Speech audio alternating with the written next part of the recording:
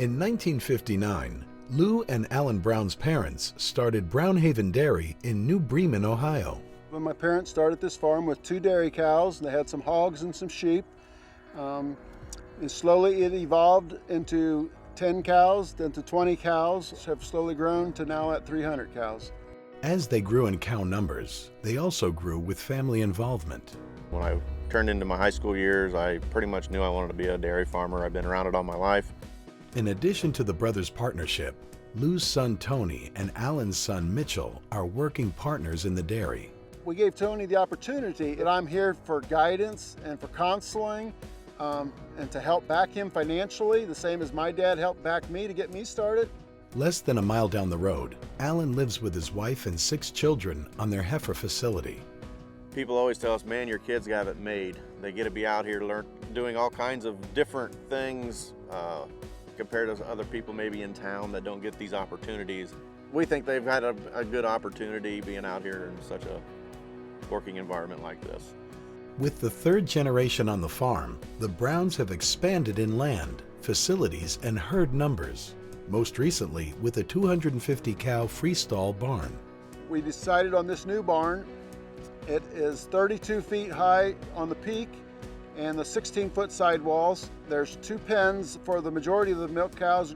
It's a huge difference on how comfortable it is and how much airflow you have, but it more than offsets, and your pregnancy rates are better and your production is better in the summer months. The barn also features a drive-through feed lane where Tony feeds custom rations. About 7 years ago, we got our first TMR mixer. We feed a very high-forage diet. By that I mean we try to feed everything that we can grow on the farm and buy very little.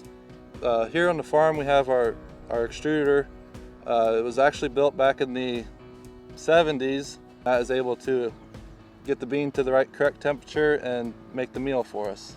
And that therefore increases the nutritional value of that soybean. The Browns' best practices are full circle, and sustainability plays a large role. Back in '09, Lake St. Mary's got very toxic, and we were put under a distressed watershed ruling. And being distressed, one of the rules was we had to have soil tests every 2 years. We've got close to a little over 1,000 acres in our manure management plan right now. The farm's milk quality is evidence of their drive and commitment to animal care and environmental sustainability. We were 12 out of 12 on our quality awards for DFA this past year. Through DFA, we currently use farm supplies. We buy our snap test kits through those. So all treated cows at this farm have to pass a snap test before they're allowed to be put back into the bulk tank. If we catch every cow, we haven't had a tank of bad milk go out. Quality is always extremely important. I guess you could say it's in our blood. We just like to be around animals, like to be outside working, like driving tractors. Congratulations to the Brown family, this year's Mideast Area Member of Distinction.